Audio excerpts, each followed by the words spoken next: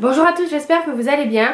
On se retrouve pour un update lecture. Mais avant toute chose, je souhaitais m'excuser de la très mauvaise lumière qu'il y a. J'ai allumé toutes les lumières de la pièce, mais bon, vu le temps qu'il fait, bah, je peux pas y faire grand chose. Donc voilà, j'espère que vous y verrez quand même quelque chose. On commence tout de suite avec un premier livre qui m'a pas mal foutu les pétoches quand même. Hein. Il s'agit de Le passage du diable de Anne Fine, ou Anne Fine. Je vous l'avais montré dans un book haul.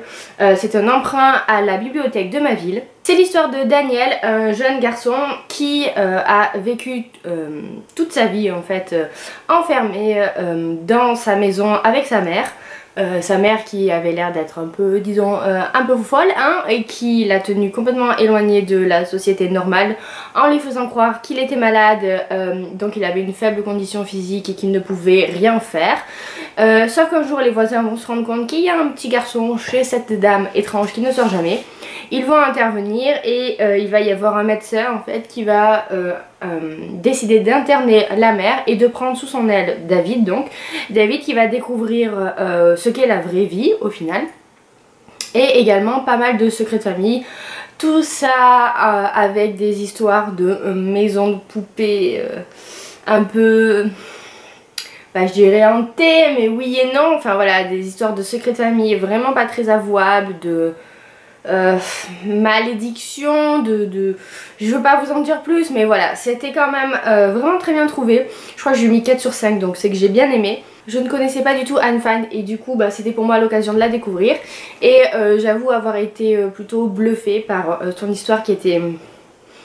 Bah alors, ça mêlait beaucoup d'éléments qu'on connaît, mais du coup tout ce mélange d'éléments qui pourtant à la base ne va pas très bien ensemble, bah, je trouvais que c'était vraiment bien mené, d'où le fait que j'ai bien aimé. Après j'ai trouvé quand même l'écriture assez froide, j'ai pas vraiment réussi à éprouver de la compassion pour David, donc voilà, Daniel pardon, j'ai dit David, donc voilà, je sais pas trop, ça n'a pas été complètement un coup de cœur, mais c'était quand même un roman très prenant, et si vous aimez vous faire peur, je vous le conseille, si vous ne le connaissez pas déjà encore. Dans un genre totalement différent, j'ai lu Dieu me déteste de Holly Simmons. C'est l'histoire d'un jeune homme qui a 17 ans, qui s'appelle Richard et qui est atteint d'une leucémie au dernier stade. Du coup, il est aux soins palliatifs et il nous raconte donc quelques jours de sa vie aux soins palliatifs. Tout de suite, je vous le dis, c'était pas vraiment la lecture à laquelle je m'attendais. En fait, je pense que je m'attendais à quelque chose un peu du style Nos étoiles contraires.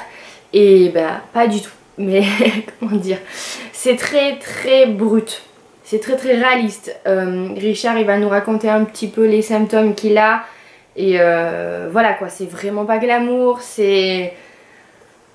La vie aux soins palliatifs elle est pas évidente du tout et c'est très, voilà, c'est très poignant comme lecture, très intense. Je ne m'attendais pas à ce que ce soit une lecture aussi dure, aussi difficile quoi, vraiment... Je pensais que ça allait être un peu plus léger et pas du tout. Donc voilà, j'ai été un petit peu surprise par cet aspect là. Sinon à part ça c'était vraiment quand même très intéressant si je puis dire. Richard il ne se...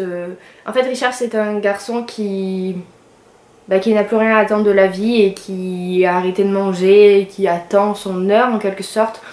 Mais il aime beaucoup Sylvie qui est la jeune fille de 15 ans qui est dans la chambre voisine de la sienne, dans le couloir d'en face.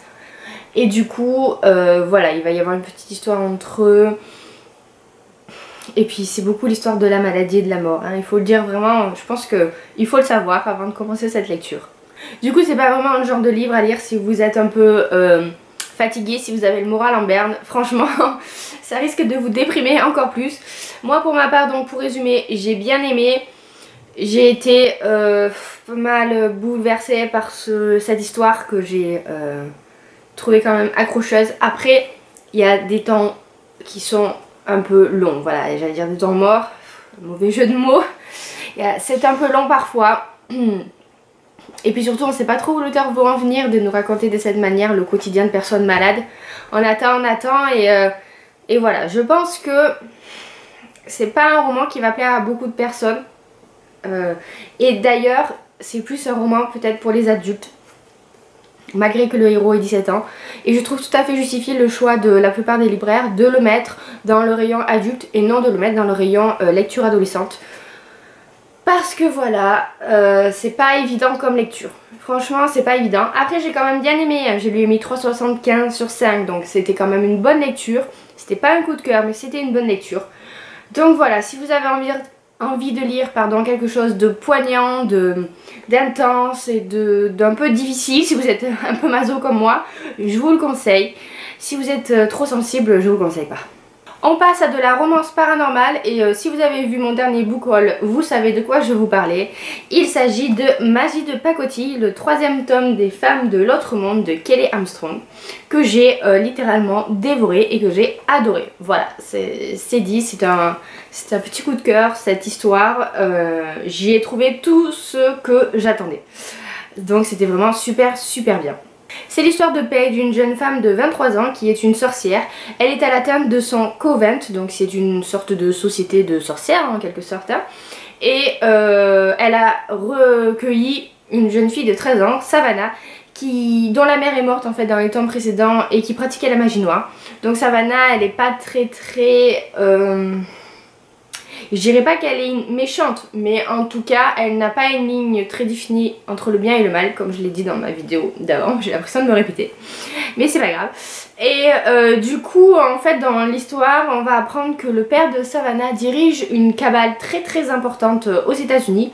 Donc une cabale, on va dire que c'est, pour simplifier, une société de mages, parce qu'il faut savoir que les sorcières ne sont que des femmes et les mages ne sont que des hommes. Et ils s'entendent pas forcément très bien. Donc le père de Savannah veut la retrouver et veut la reprendre. Donc il engage une procédure judiciaire. Et Paige, elle va essayer de lutter contre ça. Mais évidemment, c'est un mage. Il engage une procédure très humaine. Mais à côté de ça, il va faire des choses pas très humaines. Plutôt très magiques. Et j'ai beaucoup aimé ça. J'ai adoré le fait que l'univers très ordinaire de la vie de tous les jours, avec cette procédure judiciaire, avec des avocats au milieu, se mêle complètement avec des histoires absolument farfelues d'invocation, de grimoire, de nécromancie même. Alors ça, ce passage c'était affreux, digne d'un livre d'horreur même, enfin bref. Plein de choses comme ça, c'était vraiment super bien. J'avais envie de lire une histoire de sorcière et franchement pour le coup, j'ai vraiment pas été déçue. Surtout que Paige va être aidée en quelque sorte par Lucas qui lui est un mage. Donc comme je vous l'ai dit, normalement ces deux espèces ne s'entendent pas vraiment. Mais là, avec Savannah, ils forment un trio qui est vraiment très bien, très équilibré, que j'ai beaucoup aimé. Et puis voilà, Lucas c'est pas du tout le héros de romance paranormal dont on a l'habitude. Il est pas du tout mal alpha, mais beaucoup plus intellectuel, cérébral, et du coup ça change. C'était vraiment très intéressant. Franchement, Kelly Armstrong, je pense que je vois pas pourquoi j'avais arrêté cette série. Je pense que c'était aussi parce que j'étais plus jeune et que j'avais envie tout de suite de romance, tout de suite d'histoire d'amour, et que le 2e tome de cette série m'avait un peu laissé de marbre. Ici, j'ai aimé la romance si je puis dire, mais c'était surtout l'histoire qui m'a vraiment beaucoup plu. Et voilà quoi, le 4e tome porte encore sur Paige, Savannah et Lucas. Donc il m'attend là sur mon bureau. Donc voilà, je sais que je vais continuer cette série et que je ne vais plus l'arrêter. Et c'est vraiment une série que je vous recommande si vous aimez tout ce qui est magie. Là pour le coup, le 3e tome peut se lire. Il peut se lire indépendamment du tome 1 et 2 parce que c'est quand même expliqué ce qui s'est passé un petit peu dans le livre. Donc bon voilà, on peut le lire. Franchement, je me rappelais plus du tome 2 et je me suis complètement pas sentie perdue, donc vous pouvez le faire. Et pour finir, je trouve quand même que dans toutes les séries de paranormal qu'on peut trouver, celle-ci est quand même elle est à part parce qu'on retrouve pas mal d'héros et d'héroïnes assez différents. Je veux dire, dans le tome 1 et 2 c'était des loups-garous, ici ce sont des sorciers, 3 et 4, j'ai vu qu'après il va y avoir des fantômes, enfin voilà, c'est quand même super intéressant et c'est un univers très bien construit qui fait très série charme de film de sorcières comme on avait l'habitude d'en voir dans les années 90, enfin voilà. Franchement je vous le conseille, si vous aimez tout cet univers là, ça vaut vraiment le coup. Et le dernier livre que je vais vous présenter, c'est aussi un roman qui m'a quand même foutu pas mal les chocottes. C'est un service presse qu'on a reçu de la part des éditions Black Moon, donc c'était très gentil de leur part de penser à nous. Il s'agit de Sunshine, l'épisode 1 de Paige Mackenzie. Alors il faut savoir qu'apparemment c'est un livre tiré d'une web série qui passe sur YouTube. Voilà, j'ai lu le livre et je ne pense pas regarder la série parce que déjà que le livre m'a fait peur. Moi qui suis très impressionnable, je pense pas que je vais regarder la série. C'est l'histoire de Paige qui vient d'avoir 16 ans et qui vient également de déménager. Elle habitait au sud des États-Unis et là elle va déménager dans un coin paumé où il ne fait jamais beau. Alors là je vous le dis tout de suite, oui ça fait penser à Twilight mais ça n'a rien à voir.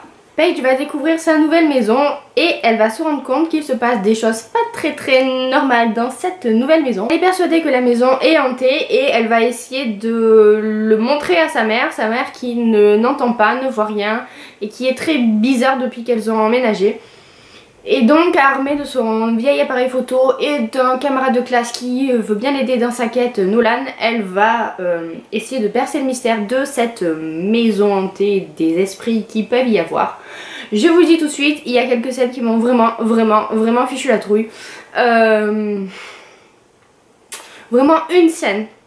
Alors là j'avais le trouillomètre au max quoi, mais j'étais pas bien. Heureusement qu'il y avait mon chéri à côté de moi parce que franchement sinon j'aurais arrêté, c'est clair et net. Vraiment une scène, si vous l'avez lu je pense que vous savez de quelle scène je veux parler si je vous dis salle de bain. Voilà, qui était limite hein. Après pour le reste ça fait peur c'est vrai, mais voilà c'est pas du Stephen King, c'est gérable. Voilà, moi j'ai très peur généralement de ce genre de choses et je l'ai lu jusqu'au bout. Donc j'ai trouvé que c'était assez bien dosé le côté trouille qu'on peut avoir quoi, voilà. Donc vous l'aurez compris, j'ai bien aimé ma lecture. Après, gros point négatif de ce roman, alors je ne sais pas si c'est le roman ou si c'est la traduction qui est comme ça, mais j'ai pas du tout aimé le style, voilà, enfin le style, surtout les dialogues, que j'ai trouvé beaucoup trop familier, trop oralisé. D'accord c'est de la littérature jeunesse, d'accord c'est de la littérature pour ados, mais cette utilisation des contractions et l'oubli de la double négation très souvent, non, moi ça passe pas quoi. Au risque de parler comme un dinosaure, comme une vieille, pourtant je suis pas si vieille, hein, j'ai 26 ans, et je peux pas, voilà. J'ai beaucoup de mal avec ça. Les mais t'es fou, T, hein, T apostrophe ES, les trucs comme ça, moi j'y arrive pas. Du coup j'ai trouvé que ça pour moi personnellement hein, ça a été un peu un frein à ma lecture parce que voilà c'était pas un niveau très élevé, vous voyez ce que je veux dire. Après l'histoire est quand même super intéressante et on peut vraiment la décomposer en deux phases. La première phase où on découvre la maison avec Kate, avec Paige, pourquoi Kate? Avec Paige et on cherche à savoir ce qui se passe et on est un peu spectateur et on subit comme elle tous ces phénomènes paranormaux. Et une deuxième phase où les personnages vont essayer vraiment de mener l'enquête et qui se tourne un peu moins sur le côté horreur et un peu plus sur le côté paranormal, fantastique du terme quoi, voilà.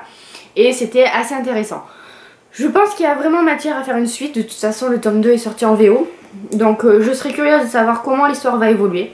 Après ça n'a pas été un coup de cœur clairement. Là encore je lui ai mis 3,75 sur 5 parce que c'était sympa. Mais voilà, quelques défauts quand même assez notables. Surtout que j'ai pas forcément non plus trop adhéré au personnage, que j'ai trouvé peut-être pas assez fouillé. Mais bon voilà, dans l'ensemble je dirais que là encore si vous avez envie d'une histoire qui vous fait peur, cette fois-ci peut-être un peu plus, j'allais dire féminine, parce que l'héroïne est féminine, alors que dans le roman d'Ayn Fine, je pense que bah, c'est plus multisexe, unisexe, alors que là c'est peut-être plus tourné vers un public féminin. Mais bon, après les préjugés, hein, voilà, hein, chacun lit ce qu'il veut. Je vous le conseille si vous aimez vous faire peur, voilà. Voilà, cela conclut notre update lecture, des lectures assez diversifiées. Si vous avez envie de connaître un peu plus en détail mes avis sur ces romans, je vous mets comme toujours en barre d'infos sous la vidéo le lien vers mes chroniques sur le forum Boulevard des Passions. Et en attendant une prochaine vidéo, je vous souhaite de bonnes lectures et à très bientôt. Bye bye!